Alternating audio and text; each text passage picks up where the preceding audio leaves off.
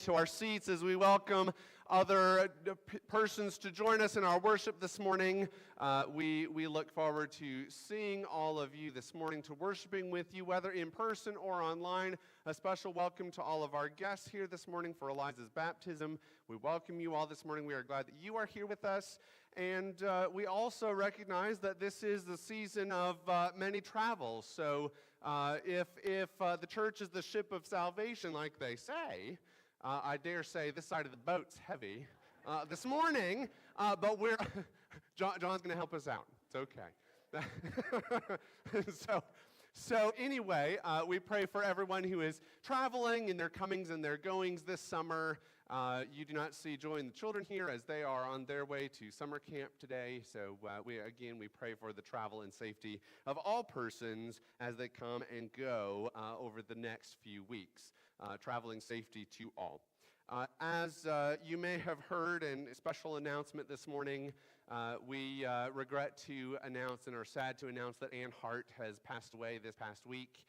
Services have already happened in her home, a private service just for family, but be keeping the Hart family in your prayers, and we'll continue to pray for Ann and God's care upon her even in these days, and for celebration of her eternal joy as well. Be praying also for Anna Ellman, Deborah Baugh, and all those in our midst who need our prayers. Mike Morris has surgery today at 3 o'clock. Be praying for Mike and family. Be praying for the Reverend John Davis with his brain tumor and all the many things that we need to pray for.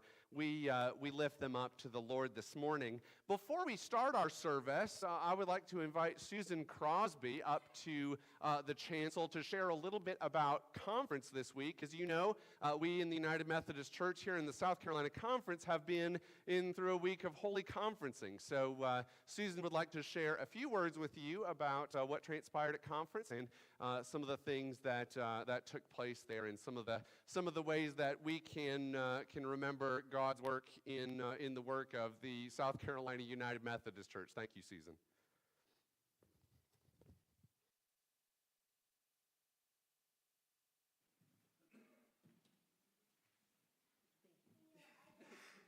Good morning.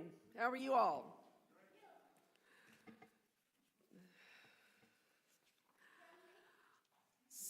Sunday last week, Pastor Josh and I left here, had a little lunch, and we went off to Greenville, and we got to see a bunch of wonderful people and our new bishop for his first time doing the conference this year.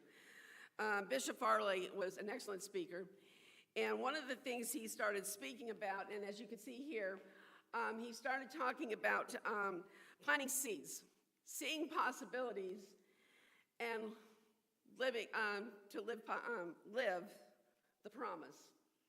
And the funny thing about all of this is when you start talking about seeds and planting seeds, what normally happens with seeds? You have to let them grow. Well, for us, we have to be seed planters.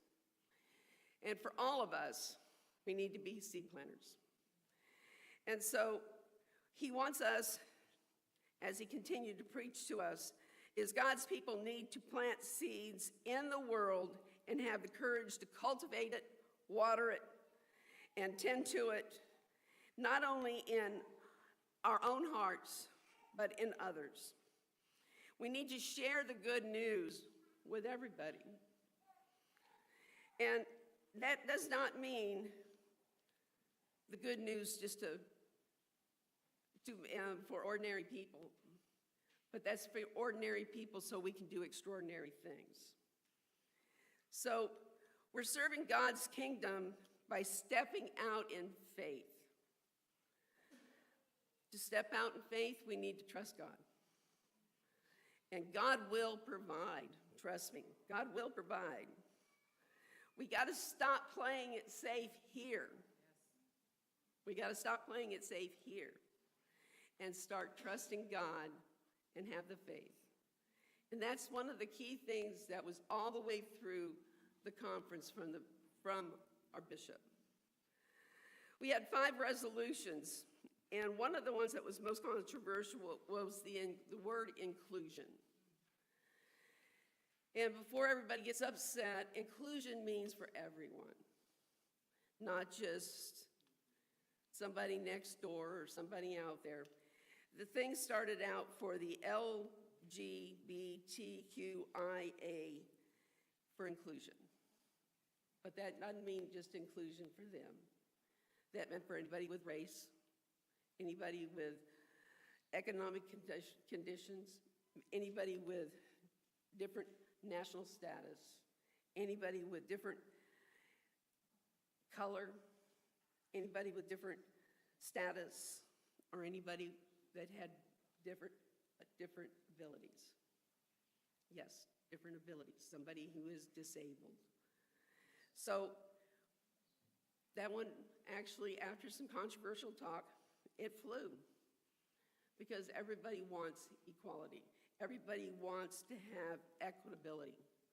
And that was one of the key things, is to have everyone have equitability in this church. So we need to think about it every time we see somebody that may be different, is everybody belongs. Everybody belongs in this church.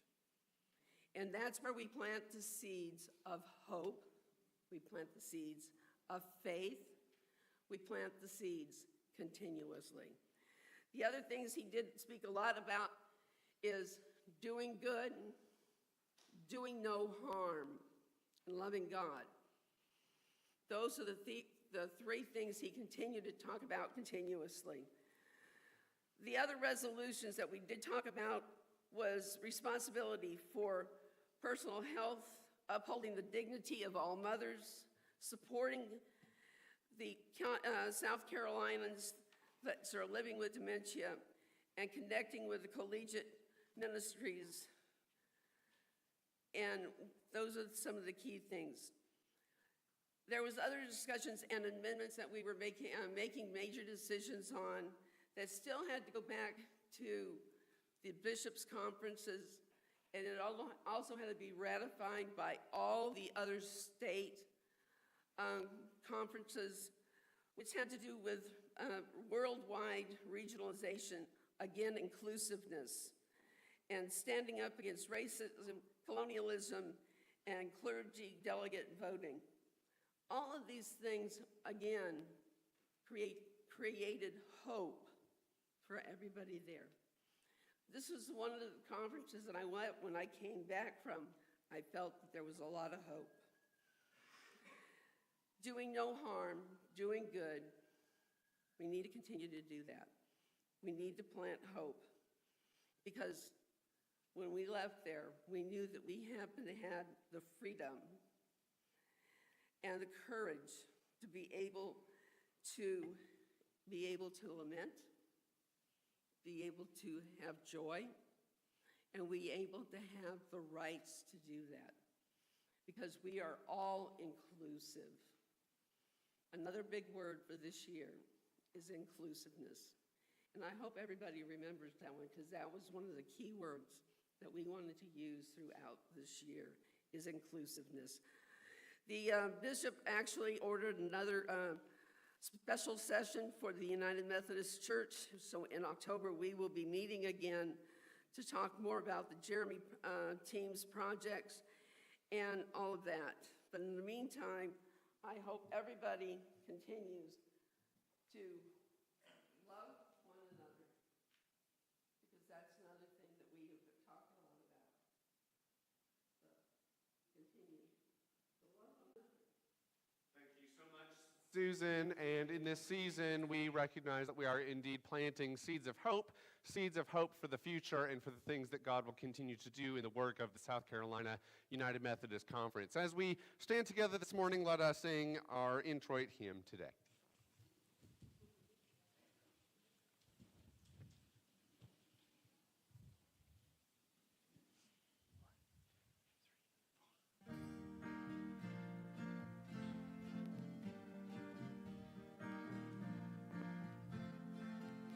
Bless the Lord, oh my soul, worship his holy name. Sing like never before. Oh, my soul, I'll worship his holy name. The sun comes up, it's a new day dawning. It's time to sing your song again. Whatever may pass and whatever lies before me, let me be singing when the evening comes. Bless the Lord, oh my soul, oh my soul, worship his holy name.